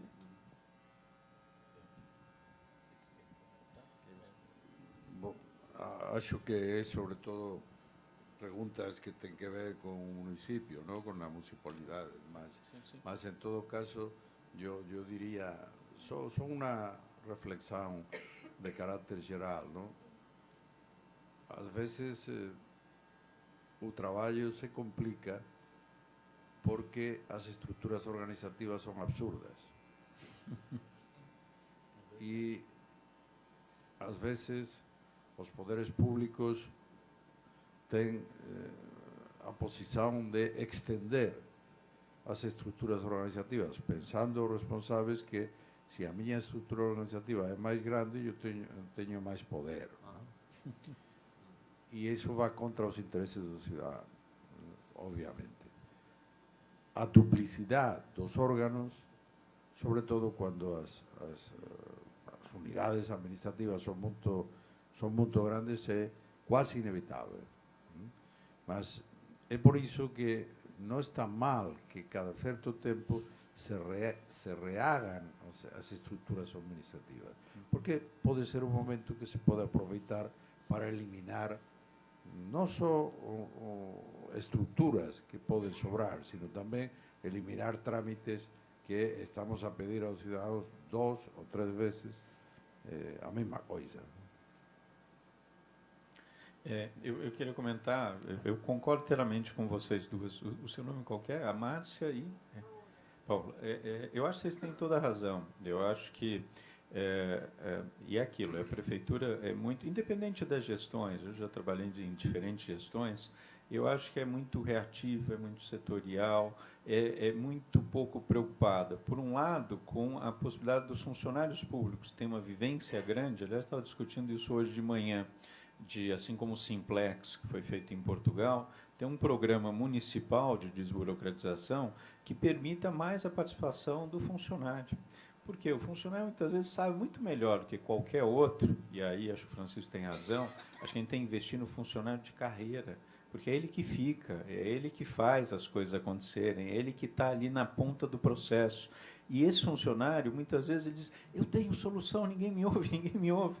E o funcionário quer ajudar para chegar a boas soluções. Então, o que o Simplex fez, uma das vertentes lá, fez ouvir o funcionário.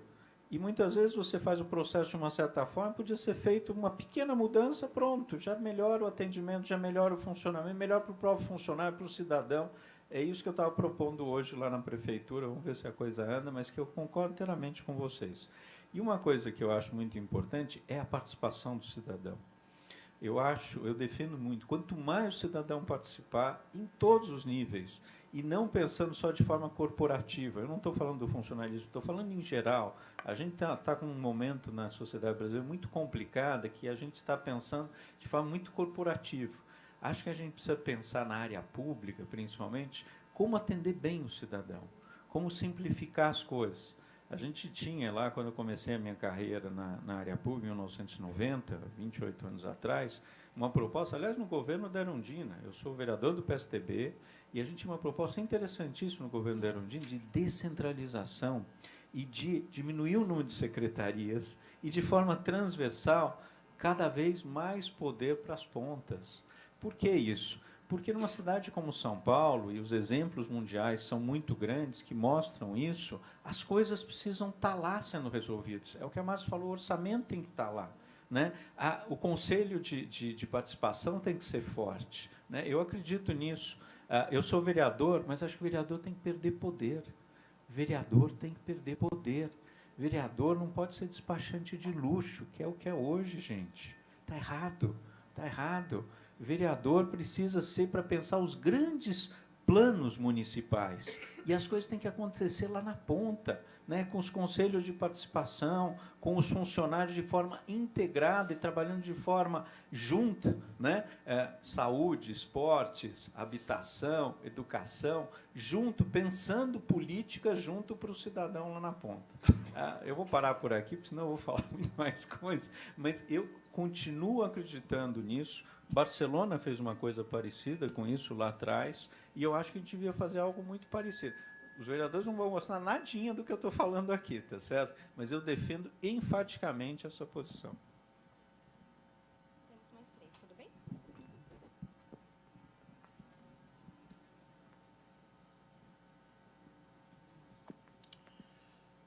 bem? Boa noite. Eu acho que parabéns pela temática.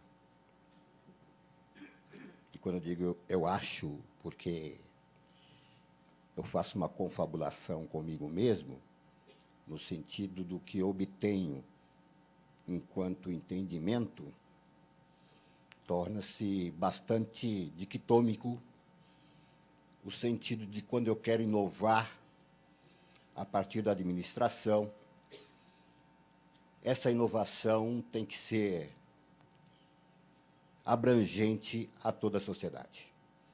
Porque eu entendo que o funcionário público, no primeiro momento, ele é prestador de serviço para o cidadão, e, no segundo momento, ele é o próprio cidadão. Não tem como separar as coisas, isso foi dito na palestra, ficou claro. E aí eu gostaria de colocar uma provocação, no sentido do que eu sou este cidadão participativo, né?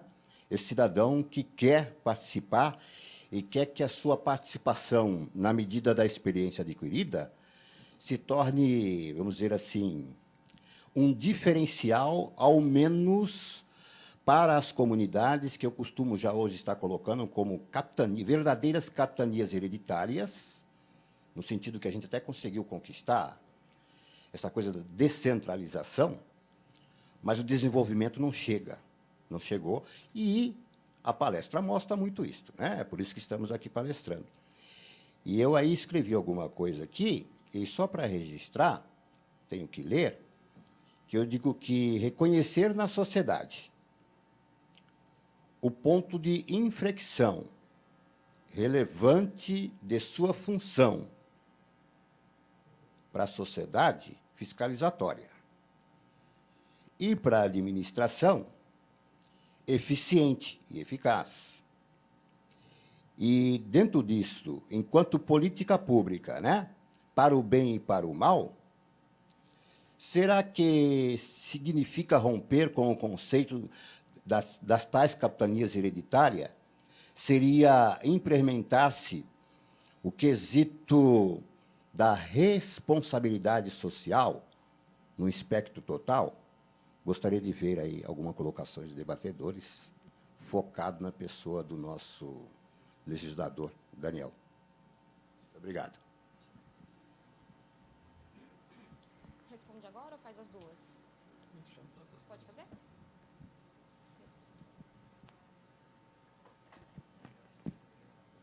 Muito boa noite, eu sou o Daniel, aqui da Web Rádio Câmara, da TV Câmara. Eu vou para um outro caminho, de um aspecto que vocês falaram bastante, a importância das administrações dialogarem, das administrações pegarem, se modernizarem e entenderem. Pois bem, como quebrar uma barreira partidária que existe no intercâmbio dessas informações? Cito exemplos, nós temos cidades governadas aqui no entorno de partidos distintos que têm iniciativas muito interessantes e que poderiam ser intercambiáveis, mas nós temos uma barreira partidária no qual se colocam como inimigos não só ideologicamente distintos. Como inovar com essa barreira que nós ainda trazemos na política aqui? Aí eu deixo a provocação também, tanto do ponto de vista do Daniel, aqui do município, quanto do ponto de vista do professor, também trazendo um outro espectro.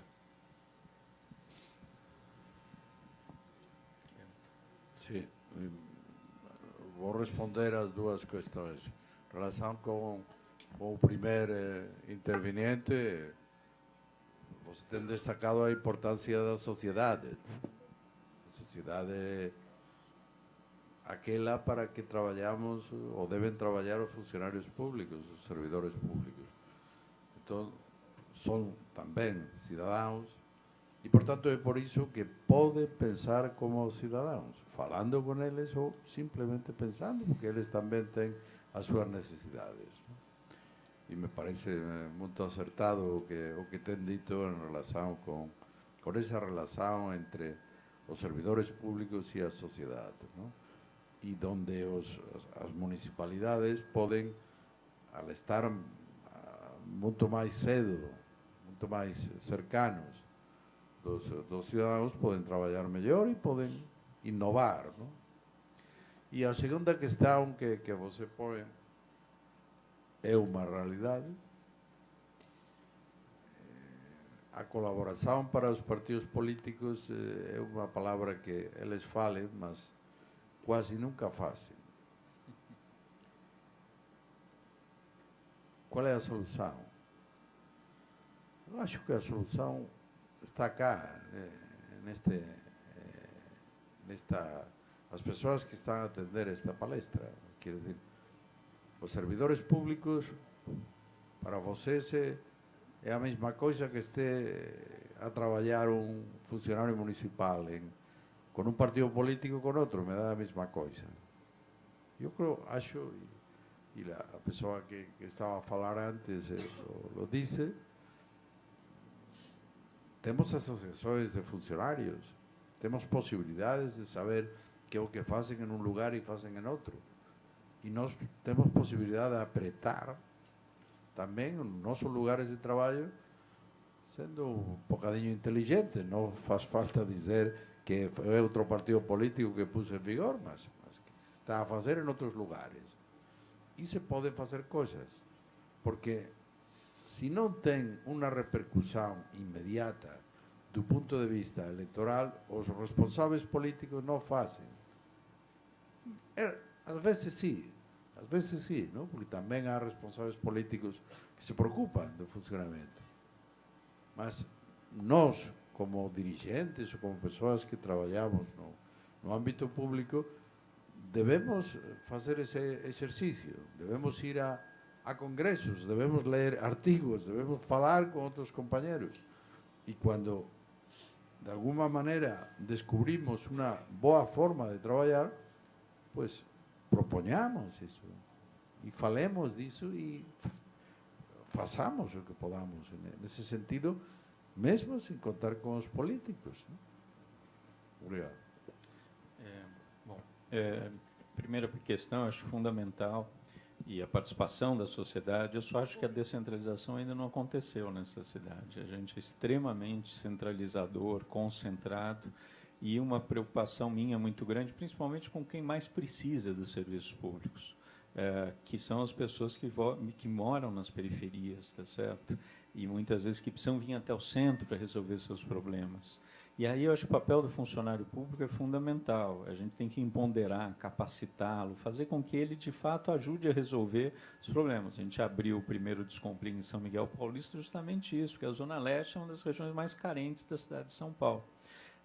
E a minha preocupação muito grande é com gestão, porque eu acho que abrir um poupa-tempo, o posto de saúde, a escola, não que seja fácil, mas é mais fácil do que você conseguir manter a qualidade do serviço depois de um tempo. E isso que a gente não se preocupa muito nesse país. A gente se preocupa assim, precisa inaugurar alguma coisa. E depois deixa.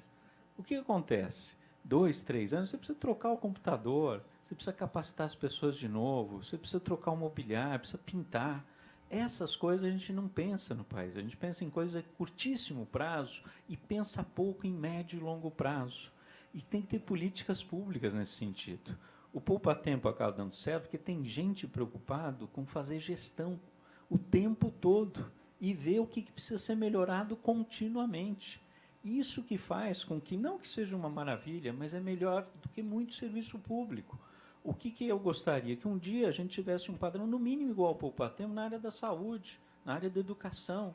Gente preocupado com a gestão do dia a dia, com a capacitação dos funcionários, com troca de equipamentos e assim por diante, né? Com a participação da população. Eu ainda acredito que um dia a gente chega lá, que a gente consegue. E eu acho que a forma de... Aí, na segunda questão, que eu acho muito importante, as redes de cidades, os conselhos de região metropolitana, porque os problemas são muito próximos e dependendo dos partidos políticos. E, para isso, a gente precisa começar a ter consensos em algumas coisas. Acho que todo mundo concorda que a gente tem que ter uma educação pública de qualidade. Talvez a gente discorde como chegar lá, mas acho que a gente vai cada vez mais chegar em consensos, em chegar em boas propostas. Eu estava propondo para o Suplicy a questão de apresentar projetos sobre descentralização juntos. Por quê? Para mostrar que é um norte, independente de ser do PSDB ou do PT ou de qualquer outro partido, acho que a gente precisa descentralizar a cidade, precisa desburocratizar, né? Precisa usar a tecnologia para atender bem as pessoas que mais precisam. Ou seja, há cada vez mais oportunidade nesse país para bons consensos. Eu continuo acreditando que a gente pode chegar lá. E políticas públicas de médio e longo prazo não vão ser tão diferentes assim. Você pega governos, muitas vezes, do PT, do PSDB, que fazem as mesmas coisas com nomes diferentes. E não faz sentido, tá certo? O que a gente precisa ter em mente? A preocupação com o cidadão, com o que ele precisa, a preocupação com o recurso público, e acho que a gente, com isso, pode criar bons consensos, né? Eu continuo acreditando que as pessoas dialogando e mostrando bons exemplos, como eu falei na semana passada, o prefeito de Vitória, do PPS, o pessoal de Campinas, do PSB, eu do PSDB, tinha gente de outros partidos, e achando soluções comuns, né, para os mesmos problemas, e dizendo, pô, mas você está fazendo a mesma coisa, por que a gente não pode trabalhar junto e otimizar, por exemplo, a gente precisa ter o prontuário médico eletrônico. Isso não é para um partido fazer, ou para uma gestão fazer, é para as diversas esferas, governo federal, governo estadual, governos municipais, vão trabalhar junto para usar a tecnologia para atender melhor na área da saúde, independente se é o partido A, B ou C. Eu continuo acreditando que é possível fazer essas coisas. Temos mais 3, a gente pode fazer e aí encerra? Acho que sim. Vamos fazer uma na sequência da outra. Olá, boa noite. Meu nome é Bianca. Eu sou da iniciativa privada, conheço zero, só conheço notícias, normalmente ruins, sobre administração pública. Tenho me conectado com alguns vereadores, com alguns partidos para estudar. Hoje eu trabalho com inovação e parcerias na rede privada. Já trabalhei em algumas empresas. E, bom, concordo com que quase tudo o que vocês expuseram. Acredito que dê para fazer muita coisa diferente e acredito que dá para traçar um paralelo com a gestão privada, né? Quando você entra numa empresa, não importa de que partido você é, você trabalha para aquela empresa e você tem que gerar um resultado. E eu acho que trabalhar para um município, para um governo ou para um país se assemelha a isso, né? Eu acho que a tecnologia e a inovação podem ajudar nesse sentido. Pode ter uma rede social dos servidores públicos, de repente, em que cada um publique o seu interesse, seja ele primeira infância ou direito da mulher, e quem tiver a favor daquilo, independentemente do partido, né? Que seja uma coisa realmente suprapartidária. Outra coisa que eu acredito muito e eu tenho feito na iniciativa privada são os hackathons. Eu sei que aqui na casa alguns vereadores já começaram a ter essa ideia, né, de fazer hackathons e trazer o cidadão para perto para entender e validar projetos. E eu queria entender um pouco melhor a visão de vocês sobre justamente isso, o interesse. O que eu vejo hoje é o interesse individual acima do interesse coletivo na política. Eu acho que por isso existe uma descrença dos cidadãos em relação a qualquer político. O político trabalha para si mesmo e para sua reeleição e para sua imagem e para o seu ego. Ele não trabalha para uma empresa, para o Brasil, para São Paulo, para o município. Então, eu acho que essa descrença tem a ver com a imagem que a classe política passa. Eu queria entender de vocês, assim, se isso seria um primeiro passo, talvez, para a inovação, né? Que o político fosse transparente o suficiente para mostrar que o interesse coletivo vem acima do individual. Obrigada.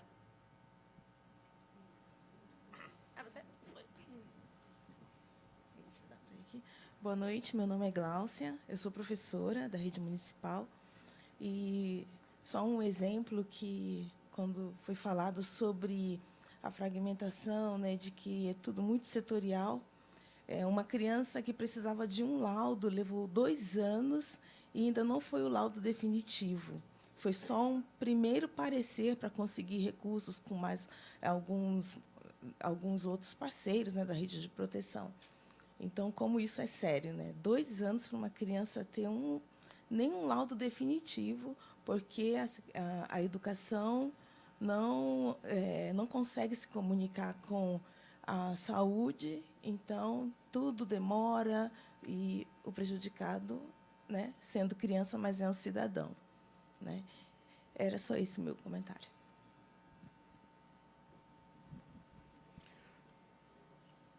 Boa noite a todos. Eu sou Arlindo Amaro, morador da região do Ipiranga. Eu queria fazer um comentário sobre o que, a partir da Constituição de 88, nós tivemos aí diversos projetos, Estatuto da Cidade, o Plano Diretor, né, os planos de bairros, os planos de metas de prefeitos, desde 2002, e até hoje a gente não vê um resultado positivo para a cidade, né? Eu olho para a cidade de São Paulo hoje, estou vendo a cidade de São Paulo no ano 2000, que nada se foi feito de melhorias na qualidade de vida da sociedade. Então, não houve inovação. Teve-se criado os conselhos de bairro, os conselhos gestores, conselho gestor da habitação, conselho gestor de desenvolvimento. Eu sou do conselho gestor do CADES Ipiranga, e a gente não vê projetos, a gente não vê comunicação, como já foi dito aqui, na questão de participação das próprias subprefeituras dentro do próprio município, né? Nós temos prefeitos regionais aí que veio do interior para administrar um bairro com 480 mil pessoas, sem qualquer conhecimento das necessidades da região, na questão de infraestrutura e tudo. Como você disse, eu acredito na participação da sociedade.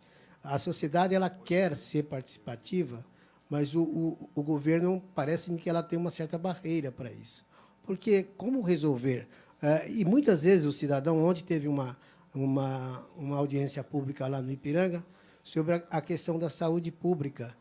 Então, você pergunta e a mesa ela congela a sua pergunta em virtude do custo, quanto que se gasta, a prefeitura gasta, nos prédios públicos, né? Hoje você tem um prédio alugado, paga-se X reais e você não vê o retorno. Por que se aluga tanto? Por que se gasta tanto? Onde se poderia ter um prédio único. Outra coisa, o cidadão tem na regional, sei lá, lá na Capela do Socorro, ele, para pegar uma certidão negativa de irregularidade do imóvel, como você disse, ele tem que vir na SEAB. Quer dizer, para que existe 32 subprefeituras, sendo que a subprefeitura é simplesmente um posto de cabide de emprego? E a gente vê isso aí desde 1900 e... Né? Agora, eu também acredito, tenho fé nessa renovação. A iniciativa privada tem uma vontade imensa de participar, mas a própria casa aqui da Câmara Municipal, ela emperra um pouco essa situação. Como se fazer essa inovação para que o cidadão, o empresário, venha também entrar na prefeitura e falar, olha, vai se fazer um projeto no bairro de requalificação urbana, requalificação do trânsito, os planos de bairro que não saem do papel, e a gente vê aqui os vereadores dão um olé na gente, tremendo, e a gente não consegue falar sobre qualquer planejamento de melhoria para a nossa cidade. Muito obrigado.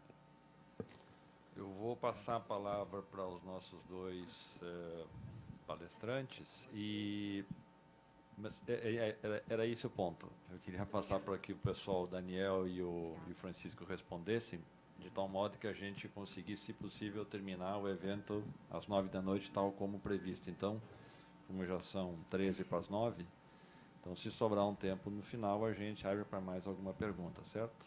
Então, Francisco e Daniel, por favor. Posso falar um pouquinho, Francisco, você quer falar? Não. Bom, deixa eu começar aqui pelo final, Arlindo. Lembrando uma coisa, a gente tem um legado na cidade de São Paulo, por exemplo, de sistema, ou de... Eu vou dar o exemplo aqui da minha área de tecnologia e equipamento. A gente tem mais de 65 mil computadores no Poder Público Municipal, grande parte deles de 5, 7 anos de uso. A gente tem algumas unidades básicas de saúde trabalhando não com Excel, com Word, mas com DOS, um programa antigo para burro, links de 2G, enfim, eu não vou entrar aqui. Então, tem que lembrar, só na área de tecnologia, o legado que a gente tem, eu não estou aqui criticando a administração A, B ou C, a gente tem um legado bem complicado, né? Não é simples, com legados que a gente tem em diversas áreas, fazer transformações da noite para o dia. E aí, respondendo um pouco o que o Eduardo colocou, como começa? Por onde começa? Eu acho que começam com projetos relativamente simples e que possam... Eu sempre brincava, tem um ótimo inimigo do bom, vamos tentar fazer. E muitas vezes o bom é inimigo do regular, né? Muitas vezes tem que começar com o que dá para fazer e ir, aos poucos, fazendo as coisas. Lembrando que soluções para a cidade de São Paulo são muito complexas na maior parte das vezes. Envolve muitas secretarias, muitas vezes muitos recursos, não é da noite para o dia. A gente precisa ter bons planos, bons projetos de médio e longo prazo, e que tem etapa por etapa para chegar lá com cada vez mais participação popular. Eu não tenho dúvida disso, né, Arlindo? E eu acho que os vereadores, o poder público, tem que estimular cada vez mais a participação das pessoas. Lembrando, e aí entrando um pouco o que a Bianca falou, que a área privada pode ajudar em muito, mas que ela é diferente da área pública. Tem especificidades. Nem sempre dá simplesmente para a gente pegar o que foi feito na área privada e colocar na área pública e dizer, olha, vai funcionar. Dá para usar bons exemplos, os hackathons, como você falou, as startups, para ajudar, mas tem que tomar um pouco de cuidado para a área pública. É por isso que a gente, na área pública, é cidadão, na área privada, é o consumidor, é o cliente. São coisas diferentes, são ideias diferentes, a gente tem que tomar um pouco de cuidado em relação a isso.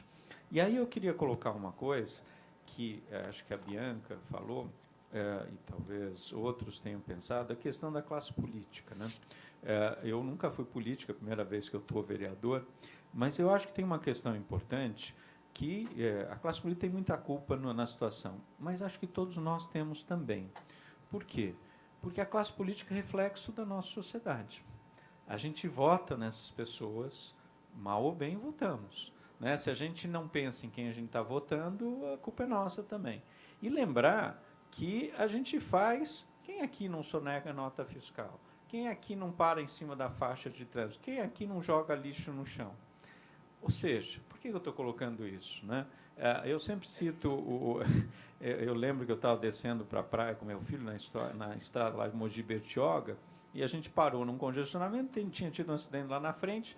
O que acontece? Todo mundo começa a passar pelo acostamento. E aí meu filho, na época, lá com 8 anos, fala, pai, vai. Não, filho, não vou, está errado. Mas por que todo mundo está indo? Então, a gente precisa pensar um pouco se a gente não está fazendo isso em várias áreas da nossa sociedade. Tá certo? Será que a gente também não é responsável por tudo isso? Não estou dizendo que os políticos não sejam, e são bastante, mas a gente precisa repensar o que a gente quer como sociedade, quais são os conceitos básicos, quais são os valores que a gente está passando. É passar pela direita o tempo todo? É levar vantagem? É o jeitinho do jeito que a gente faz? Ou a gente está pensando em construir uma sociedade que seja para todas, inclusiva, seja uma sociedade para que todo mundo... O que me ligam até hoje, você foi presidente do DETRAN, não tem jeito de dar um jeitinho de você resolver o meu problema da multa? Não, não tem, meu amigo. A multa, ou a gente muda a lei, ou você cumpre a pena. É assim que tem que funcionar. Ou seja, a gente precisa parar de dar jeitinho. Eu sou um pouco antropólogo, eu gosto muito de antropologia, eu acho que isso tem que a ver com cultura. A gente precisa repensar a forma como a gente lida com o dia a dia da nossa sociedade. Né? Mas ela é reflexo disso. Concordo inteiramente, mas ela é reflexo disso, como cada um de nós é. Então, vamos mudar a classe política, vamos votar melhor, vamos fazer uma reforma política, vamos ter o voto distrital, tem um monte de coisa para mexer. Mas, assim, vamos pensar, cada um de nós, o que a gente pode fazer no dia a dia para mexer nessa sociedade, e eu acho que a participação é fundamental para isso. Quanto mais a sociedade pressiona, mais o poder público e os políticos têm que responder com boas soluções. Né? Não é fácil. Não diz que é fácil. Só alguns comentários, porque todo, como é normal, todo vai às questões mais concretas, não? Questões da municipalidade. Mas eu diria 3 coisas. Uma, o que é importante é a participação dos cidadãos. Mas é importante a participação dos cidadãos e também dos servidores públicos. Quer dizer que, para o responsável político, que aqui alguma pessoa tem criticado, e tem razão, porque eles são eleitos, não? E as pessoas têm direito a criticar-lhes. Mas se nós não participamos, se nós não decidimos nada, se também os políticos não são bruxos, não? Que são capazes de ler as estrelas, não? São pessoas que fazem as coisas em função também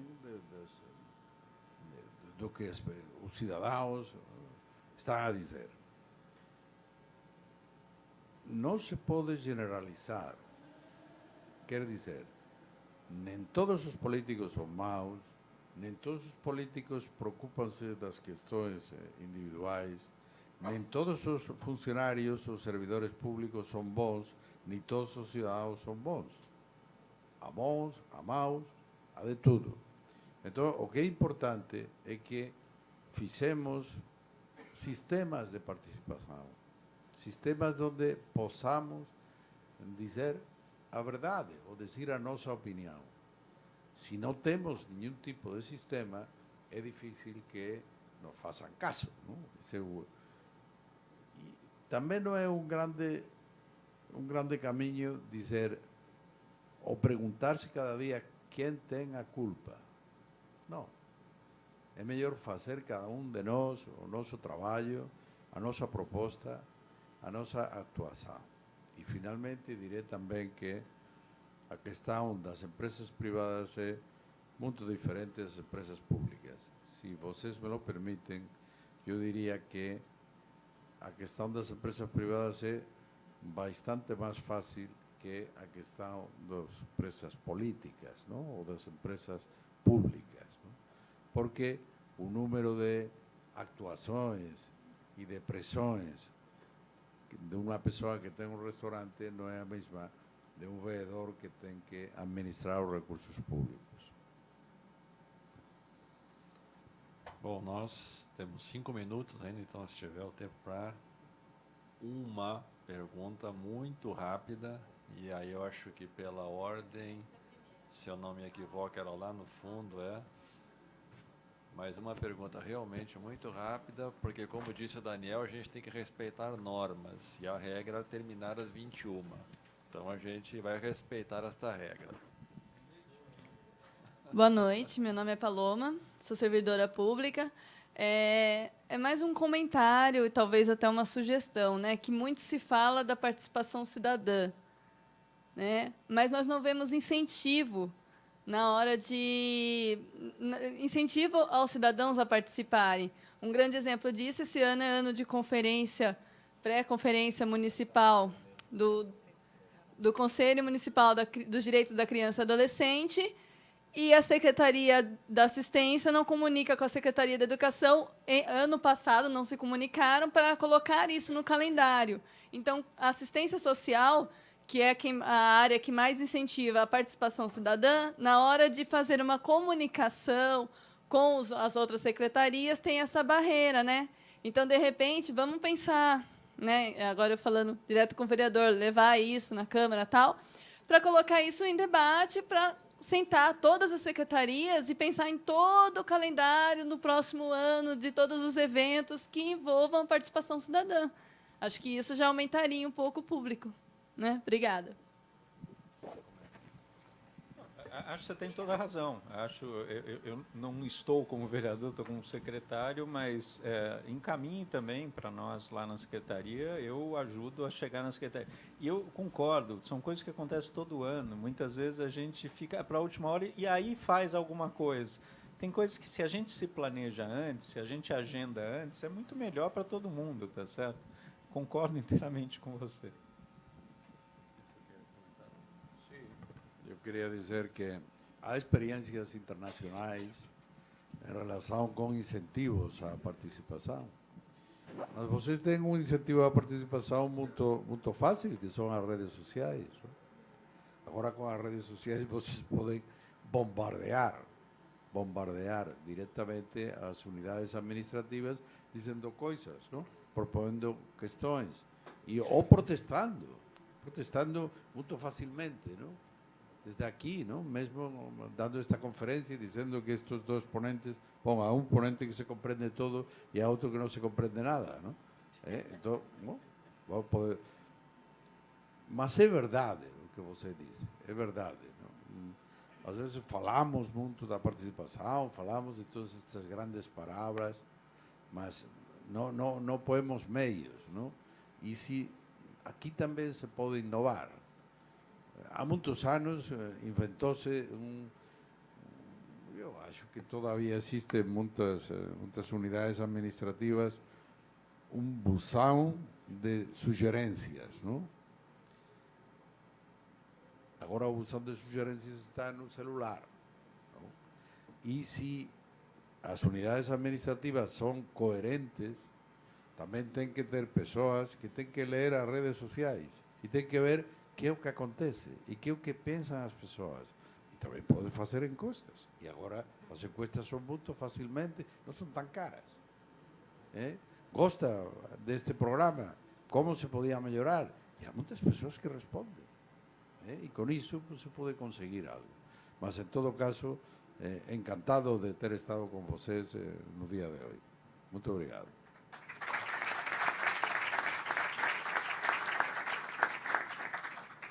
Bom, eu queria...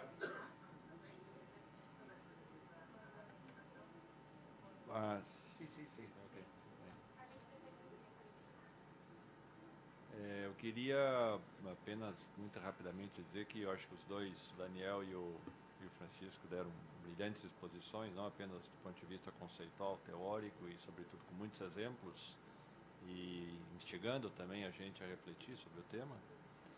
E, ao mesmo tempo, fica claro que a tecnologia, seja ela qual for, a inovação, seja ela qual for, ela não é um fim em si mesmo, mas ela também não é neutra. Seja porque ela empodera e cria poder no cidadão, seja porque ela desmancha estruturas de poder existentes dentro do poder público. Então, seja, o tema da inovação é um tema sumamente político na sua essência. Então, talvez nesse sentido a gente possa pensar nele também. Eu queria então agradecer a presença de todas e de todos vocês, sobretudo a presença do Francisco, que muito nos honra com a sua visita aqui a São Paulo, antes de voltar para Caracas e depois ir para a Espanha novamente.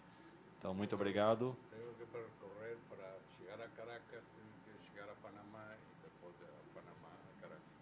Então, tem uma longa jornada o nosso palestrante. Muito obrigado, Francisco, pela sua presença e brilhante exposição e também pela experiência trazida aqui de uma sua larga carreira no setor público. Ao Daniel, muito obrigado também pela brilhante exposição, pelas experiências trazidas aqui na cidade e no estado de São Paulo. E com isso eu encerro então mais esta atividade aqui da Escola do Parlamento, agradecendo também a Lara e a Ilza pela oportunidade de estar mediando esse debate hoje aqui com todas e todos vocês. Muito obrigado, boa noite.